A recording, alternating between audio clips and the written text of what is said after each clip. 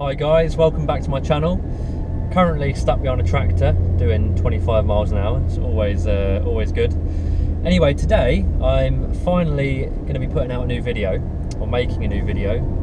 I apologise for the delay, but also thank you for the great responses I've had for the last video, the 10 reasons to buy a Fiesta ST, which has again been very popular and it surprised me, and it's been quite overwhelming, all the likes and the comments and the feedback that I've received from that. And it's also good to see people actually messaging me to let me know they've bought a Fiesta ST on the back of that video, so I'm really chuffed for that and I'm really grateful. But anyway, today doing something slightly differently to the norm.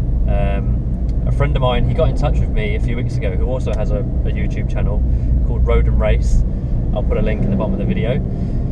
Basically, he's got a Porsche Boxster S, a 2001 986 Boxster S, and he suggested that we get together and we have a bit of a test with the Fiesta ST against the Porsche.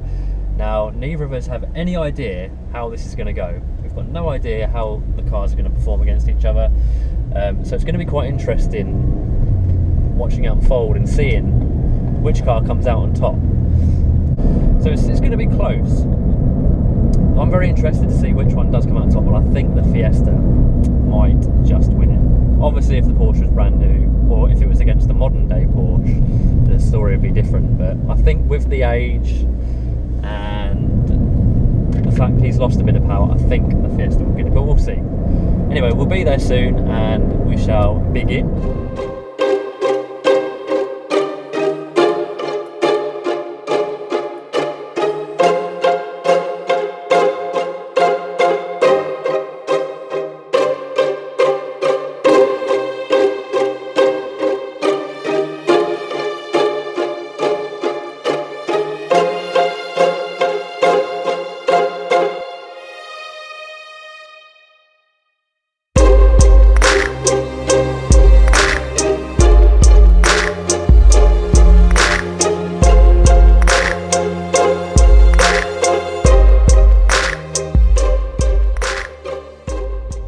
So we're at our spot now. We've got both the cars parked up, looking rather swish. See them there. So shortly we're going to go out in both cars. I'm going to take Neil out in my car, then he's going to be a passenger, and then I'm going to be a passenger in Neil's car, and then I'm going to drive it afterwards. So it's going to be cool to see the differences between the two of them. But obviously they're two very different cars. Mine being a hatchback, a small hatchback, and a newer one. And obviously Neil's being an older sports car. They look very different. And we're going to also run through practicality, so we're going to have a look at storage space, boot space, rear space. I'm obviously going to win that because he hasn't even got any back seats. And just see what it's like to live with on a day-to-day basis. I'm going to take Neil out in the Fiesta for his first time passenger ride, and then he's going to have a drive on the way back. So you ready? I recommend you put your seatbelt on.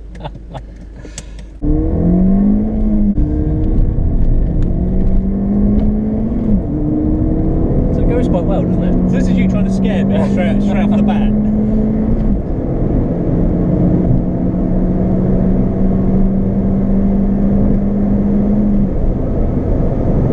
There we go.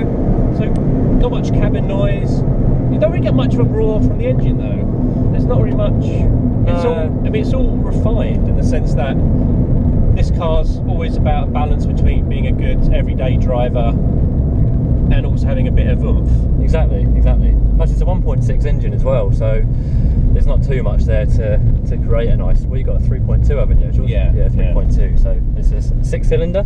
Yeah. Yours? Yeah. So you're going to get a bit of a nicer growl with that. Well, I don't think I've been a passenger in my own car. Well, you'll probably notice it's how people if it's comfortable or not. Yeah. Basically. It's got a lot of torque as well, so if you're in third, if you put your foot down now, in third, it feels quick in the passenger seat. It's very sharp, isn't it? It is sharp. It's everything feels really well screwed together, everything feels tight, everything feels like a performance car. You get in some other cars like my dad's got a Focus, and everything's just woolly, isn't it? Like the steering's woolly and pedals are woolly, but it's meant to be soft so it's not tiring for long journeys and stuff like that. So, yeah, it's a smaller steering wheel than I'm used to, but that's nice. It's nice and racy, it's comfortable. brakes are quite assisted, which again is pretty nice. It's not too tiring. When you drive my car, you have to really press the brake pedal, but it's a very linear brake pedal, so it's quite good for the track. So you can put 10%, 50% braking in, and you know where you are. You get what you put in, basically. Whilst, you know, with this one, I would probably say it's a little bit more harder to do that. All right, so let's go for a bit of more of a performance run. I'll be very gingy with it because I know how you can accelerate around this corner if you want. It will stick. It will grip. Trust me. It's just a bit blind. I don't want to. Go. Okay, here we go. Full throttle. It's making me smile. So it's quiet. It's quiet. I'll just slow down slowly. I've got no handle up here. Gary's nervous. It feels quicker in the passenger seat. It would do, wouldn't it? Because you've got no control, and you know it's probably looking scary. So what do you think? Yeah, it's power delivery. Yeah, it's nice. I'm not sure if it's hard to tell in the car you've just driven how it compares to one you've driven every day for a year. It's definitely very sprightly. It's very nice.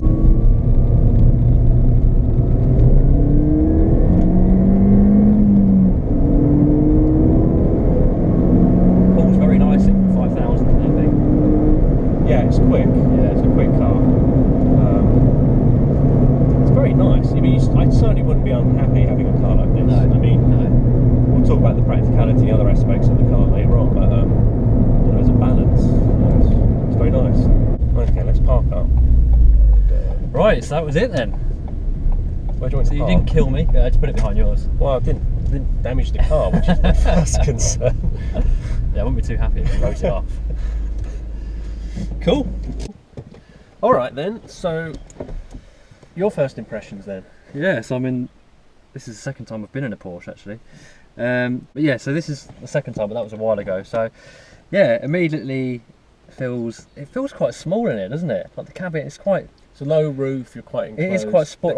Your seat's quite high up. You can probably lower the seat. You can sit a bit lower. This is for Emma. But we feel. I mean, if I look out the window, we are actually quite low to the ground. But it is it does have that sports car kind of feel, doesn't it? Whereas mine is a hatchback. Yeah. You're kind of higher up, in more of a bubble.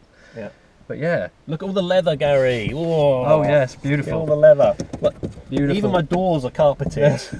I know back in the day this was the pinnacle of build quality, wasn't it? Yeah. I think it holds up. It's an older looking dash. We'll get some front shots, but I think it's a nice classic look. I don't think it's aged as bad as other cars. No, it does have a sort of a classic look about it, doesn't it? Yeah. But yeah, no, it's nice.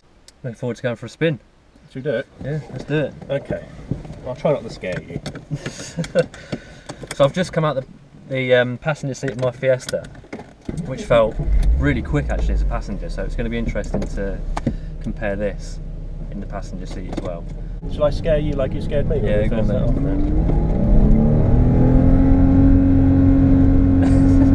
Just don't lose the back end.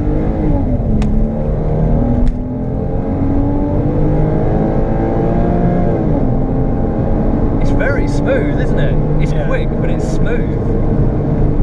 It's less jittery than your car. Yeah. Your car was kind of skipping and darting along this surface, but mine's a lot more planted, having come straight out of your car. It feels wider, my car. It probably is, and that's probably what helps with the stability.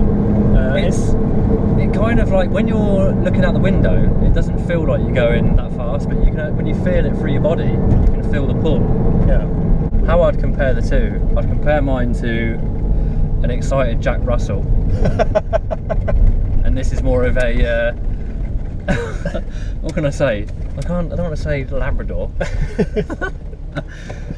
A fast Labrador. Yeah, I think mine's kind of just balls out, a bit of torque steer, whereas this is smooth power. You know the Focus RS I've obviously got on order? Yeah. The power delivery on that is a bit more like this compared to my Fiesta. Very sort of progressive, linear, smooth. Definitely get a lot. Is this third gear now? Third, yeah. Third. You get more power in third, don't you? Top end to second into third. That's where it feels like the power. Yours is a lot torquier further down. Yeah. It's a lot nippier in second. Because you're at NA, you've got a lot more sort of power at the top. What was it going up to? Over 7,000, was it? 7,500? I think it revs to 7. Yeah. Yeah. That sounds nice. Yeah, I'm looking forward to having a go. Okay.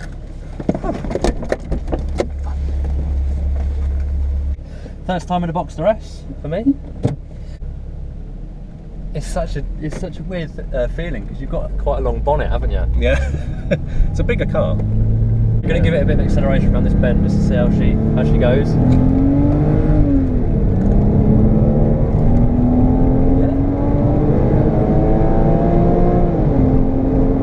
Yeah, I do like the sound. Yeah, it's nice. I mean, it is. We're going quicker than what you think. I mean, I won't say how fast we're going, but we are going quicker than what you think. Yeah, it felt faster than the Fiesta. Yeah, it felt faster, but I'm not sure it was whether faster, it is faster or not is another thing. I think this is definitely quicker. As I say, from third onwards, I think this is definitely quicker. Brake pedal. How do you find the brake pedal? It's heavy, isn't it? Yeah, it feels quite solid. Like you've really got a step on it, haven't you? And it is what you put in is what you get. So if you literally just lightly touch it, there's not much feel, is there? And if you stamp on it, obviously you get. Yeah. Whereas with mine, it takes some getting used to because it is, like you say, almost kind of electric, isn't it? Yeah, it's less linear. You push it a little bit and you get a lot more. But no, that was cool. No, I enjoyed it. Yeah, good experience. Very different. Yeah, they're two completely different cars, aren't they? Two completely different cars. I mean, it's not every day you see a Fiesta ST against the Porsche Boxster S, is it? So it's going to make an interesting watch. Right, so we're going to have a look at the interior storage space of the car now, of Neil's Porsche, and we're going to compare it against mine afterwards to see what he thinks of it. And we'll also look at his boot space. He's got two boots, even though they're pointless because they're tiny. I just want to win this. So yeah, you're going to show us around, Neil? We're going to have a look. So let's take a seat. We've got a little cubby hole here. So you can get a bottle of water in there and your wallet and stuff and your phone. Got two here. One for your wallet and your keys. That's all right, not bad. Ah, we've got a DIY drinks holder here. So Neil's used some foam there to stick some drinks bottles in. So we've got no cup holders in here. No, you're too concerned with driving for drinks. So. Yeah, that's very true. It's not really a car where you're going to come in and come in for a drink, is it? But he's got that, so you can put some bottles in there, which is a nice bit of initiative. And just behind you. Oh. Neil is going to demonstrate this storage area here. Ah, look at that. Endless. Right, let's have a look at your boots now. Shall I try and get in it? If you want, go on then. Yeah. Oh, there we go, I'm in. Yeah. Beautiful. However, I'm only like 5'9", 5'8.5". I only weigh 11 stone, so it's not much of an achievement. There we go. Wow, that's better. I'm going to have to get in this one as well. You'll easily fit in this one. That is weird. That's quite a weird feeling to be sat in the front of a car. But that's a good space. Combined with the back, you've got a normal boot effectively, haven't you? If not maybe a bit bigger. I'm going to look around the outside of your Fiesta then. So you press it, oh it's already open, yeah. There you go. So am I getting in it then? Do you think you can get in that? I'm a little bit taller than you. Yeah. I think I could. Go on then, try. He's in! Right, let's shut the door, quick! If we get really famous, this will be the clip though. You get two reasonably large suitcases in there, maybe yeah. Just about. And what does that say about your driving, Gary? The fire extinguisher. Make sure you've got a fire extinguisher on hand. It's just in case, you never know. Is it okay? Yeah, you never know. We go inside then? Yeah.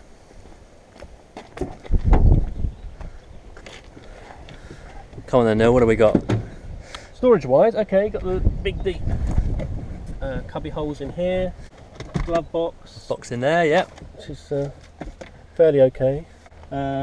Centre armrest. And they've got all this space behind you. What's going on there? All the space in there, look. You don't need that. Something which he's missing. You don't need that. That's another point to me. Can I fit behind your driver's If you go around the other side, yeah, you get in there. Look at him, he loves it. He's at home in there, look at him. So how are you in the back there? I fit. It's a bit like being on an airplane. You'd not be comfortable on a very long journey back here. Headroom's really good though. It is good, isn't it? I've sat in Mercedes and other BMWs like the coupe versions, and your head's like that. But this headroom wise, for me, it's fine. A feeling. Headrest needs to go up, but do you get any feeling of like claustrophobia or anything in the back there? Because I know it's a 3-door, and obviously they can feel a bit claustrophobic, can't they? no, it's one of the smaller cars I've been in, but I mean it's not. You've got speakers here as well. Yeah, speakers in there. So I'm going to give your car a rating out of 10. With your boot space and your cubby holes and all that. For what it is, I'm going to give it a 7. That's very generous. Yeah. What would you give your own car though, for practicality? Just to give a benchmark here. I think for the start, I mean, I'm gonna be biased. Yeah, well, if you think a family car is 10 out of 10 for practicality, Yeah, your average yeah. family car, Yeah. because it does everything you want it to, Yeah. without being like a van or whatnot, you know. I'd probably say 7 for mine as well. Oh really? I thought you'd say more. Maybe an 8. Probably stretch to an 8 actually, because I got 2 cup holders. Well, you've got back seats, and I which got gives you an extra point. And I got back easily. seats. Yeah. Yeah, But I it's can't carry people, which no, is always no. frustrating come sometimes. It's not a fair challenge really, but I think practicality side, mine's going to win because it's essentially a small family hatchback, Yeah. isn't it? Whereas yours is a sports car.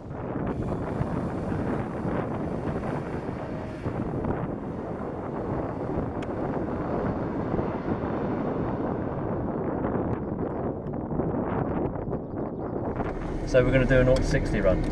We're going to do a 0 to 60 run, yes. So we're going to try the old-fashioned way with a stopwatch and looking at the dashboard. Right. So if I count you down, Okay. well, we'll go on 3. Yes. So I'll count you up to 3. It's like Lethal Weapon. 1, 2. We're going on 3. We're going on 3. No, after 3. On 3. Yeah. Okay. You ready? Right. And I'm going to look over here like this. 1, 2, 3.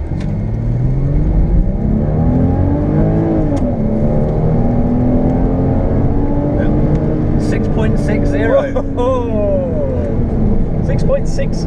6.6. Okay. 6.6. 6.6. That's not bad. Not bad.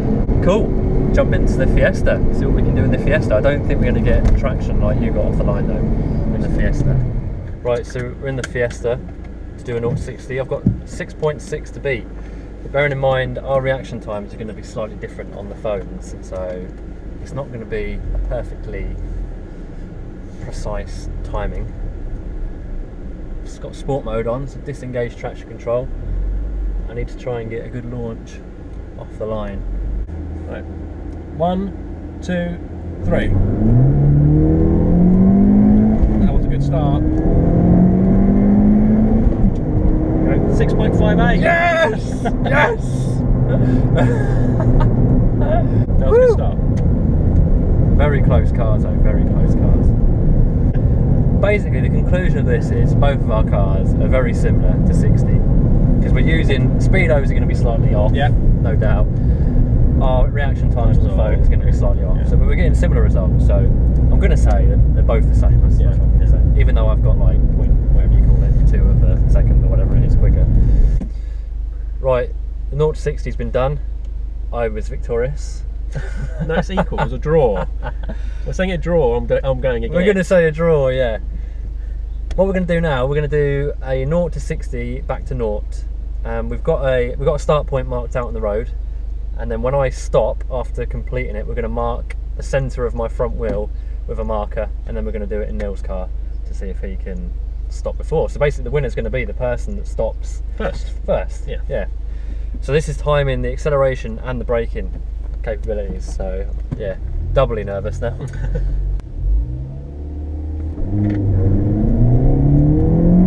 You don't even need to accelerate quickly, really. You just need to nose to.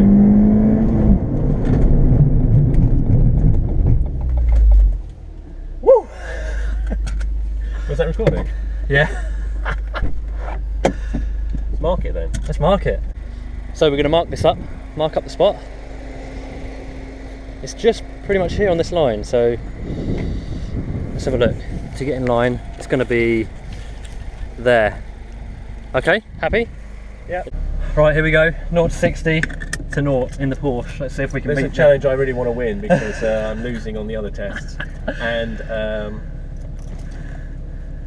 my car's heavier, but hopefully it's got bigger brakes, so we'll see what difference that makes. Are you ready? Yep, older, bigger brakes against modern, smaller brakes. Yeah. Okay, here we go. Go.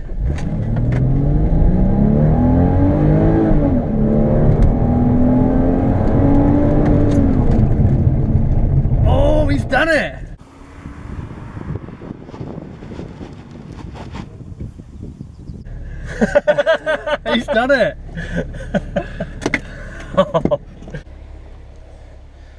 This is where the Fiesta ended up. There we go. So what's that? That's 8 to 10 meters. I guess. Yeah. Well, that's a Fiesta. You can't win them all, can you? You can't win them all. See, I could have got a dodgy 0 to 60 time. We can't really. Oh, I don't know. I'm going to take defeat. Well done, mate. Well done. I lost. Right, so following on from our day of extensive testing, high-tech, scientific testing, yeah, we've come up with this Top Gear style whiteboard here. Now we've put the challenges into categories. We've got practicality, cost, the running cost, the 0 to 60 to 0 challenge that we did, and then the 0 to 60 at the end. Other than these, there are also other areas, but they're subjective really, so we can't. It wouldn't be fair to put them on here. We would just argue. Yeah, Forever. Yeah, we never come to a solution basically. We never come to a winner or an agreement, should I say? So we've got Neil's Porsche here and a Fiesta ST. So should we start with practicality? Yes. Yeah. So mine's obviously the most practical. And why is that? No, I'm not joking. yours is clearly the most practical. Well, we had the footage where we looked around, and I managed to get in both your boots. You did get in both my boots, start, yes, which and you got into my boot. I think into your boot. So I think boot space. I think they're pretty equal on boot space. Yes. Yeah. Would you agree? Yes. Storage in the car. Mine obviously won that. Yeah, big items. I can't carry big items. Yeah, you can't. You've got no back seats or. No. Yeah. Although I can carry tall items because I've got no roof. That's true. Yeah, so you can carry. So if you've got a fern or a conifer, I can get you on a nose. Blowing in the wind. Yeah. But no, it's just and luggage. You can't get anything big. Yeah. Luggage-wise, suitcases in the car. Which is quite a biggie, really, isn't it? And you can't carry friends. Yeah. In the back seats. One friend. Yeah, but I only got one friend, so that's fine. Is that me? No, you're not a friend. So yeah, okay. Well, I think the Fiesta obviously is better in that respect. I can carry passengers. It's just more of a day-to-day car. Yeah, isn't it? yeah, absolutely. So absolutely. We're going to agree that the Fiesta wins that. Yes. Yeah. So I'm going to put a 0 on here, and I'm going to put a 1 on there. Right, cost. I think you mentioned it earlier. Yours was. Mine was about 16,400, 6 months old as an ex-demonstrator with 6,000 miles on the clock. Yeah, and mine was £7,000 second hand. Yeah, second hand. Yeah. So it's 15 years old. 15 years old. So it's not too bad. That's not too bad, really, is it? The residual wise, it's held its value, kind of. Has it? It's just normal depreciation. That's what I suppose. pay. I suppose it's hard to compare this one, isn't it? Because obviously one is nearly new. Well, mine. If you want to buy it now, if you want to buy your Fiesta now, how much would it cost? About 10.5. 10.5. Yeah. So you get my car for 2.5 grand cheaper. Yeah. So I think I win cost on that one. Cost to buy. If someone wants to go out and buy a car now, it's cheaper at the end of the day. Yeah. So there's a 0 there. Running costs. Well, I think it's I think I'm going to win this, but well, there's two types. There's servicing, and then there's like fuel, tyres, consumables. Shall we do it if we were going to take it to a garage? Or Okay. To get it serviced, because I could get the parts online and service it myself if I could be. But even then, they'd be cheaper than mine. Yeah. Ford parts are quite cheap. Porsche parts are going to be more expensive, aren't they? Yeah. How much are you looking for a service kit? How much are you looking at for a service kit? I think it's about $250. I think roughly. Is that with plugs as well? That would just be oil change. Well, yeah, that's just oil change. Yeah, mine's definitely cheaper than that. MPG. 16 in town, 30 on the motorway. Okay, mine's average about 34 normal driving. Spirited driving goes down to about 30. So what's that in town? I have no idea. Okay. No, basically when I've reset the trip and left it for a good few months, it hasn't been below 30 as an average. So Yeah, plus it's a more modern turbo engine, so I suppose it's going to be a bit more. I'd expect it to be more economical. So we're going to give that one to the Fiesta? Yes. So how should I do this? 2 lines? Or just a 2? I'm going to do a 2, that's the total, isn't it? Okay. And you've still got 1 there. Okay. If that makes sense to you? Yeah. 0 to 60. And then to 0. Yeah, to 0. So wow. The acceleration and braking challenge. Yeah. And that was, unfortunately, that's good. Well, the footage shows what the result was in that one. The orange drink holder does not lie. That's 2 apiece. But why do you think my one won there? I don't know. I mean, if it was all done accurately with, you know, precision, timing, and you might have a better idea. But I think if we did say yours did obviously win, it must be because of the brakes. Maybe because of your bigger brakes, or because we would have got to 60 about the same. Yeah, it's going to be a similar time to because I got quite a good launch on that occasion. So it's got to be the bigger discs. Yeah, I've got slightly wider tyres. I've got way more grip. Yeah. So bigger tyres, bigger brakes, but again a bit more weight. But I suppose that just compensated for it. Yeah, but it's a good, probably about 8-9 metres, wasn't it? What about driver skill? We're gonna. Well, I don't know about that. Okay. Reaction times. But yeah, it was a clear. You clearly won that one. Yeah. So I'll give you that. A 0 to 60. Now. So our scientific timing. Now I got 6.58. Do you want me to look at my phone? Yeah. It's thing like that. Yeah. You got 6.6. Bang on. It's gonna take a while. We'll just jump cut. Yeah. Maybe I didn't take the photo. The first one. 6.55. You're right. 6.58. 6.58. Which is 200ths of a second. Yeah. Which is nothing. The results were pretty. They weren't the most effective. No, but generally it just goes to show that our cars are very similarly matched, isn't it? I mean. So I think we should have it as a draw. As a draw on that. Okay. Yeah. What do you reckon? Yeah, but I think it's fair. Yeah. Yeah. So that's 3 points each. 3 points each. So that's a tie. So what does this mean, Gary? What does this mean? Well, this means you've not proved anything. If your car was a Renault Clio Sport, then it would be, then we could actually it'd be fair, wouldn't it? A fair kind of comparison. You're saying they're two different. Yeah, they're just two completely different cars, aren't they? But I think it's been good to put them up against each other. It's quite with the performance as well. Like, it's quite surprising that they're very similar in performance. I suppose it boils down to just what you want from a car, really. Yeah. I'd say mine's a bit more kind of track focused, a bit more kind of performance focused. It's that one specific area, isn't it? Yeah. Well, yours a bit more of a all-rounder. Yeah. It's more. I'd say mine's a car that if you do want to go shopping, or if you do have children and you want to put a child seat in the back and you want to drive, sensibly and casually, you can do. But then if you want to turf the kids out and turf the wife out on a Sunday and you want to hit back roads, you can. It's a fun car to drive. So yeah, mine's kind of a bit the best of both worlds, whereas yours is mainly focused on putting the roof down out on a Sunday, and you've got the power there and the handling if you need it. If you want to push it. So, yeah. So I think I think they're both great cars in their own right.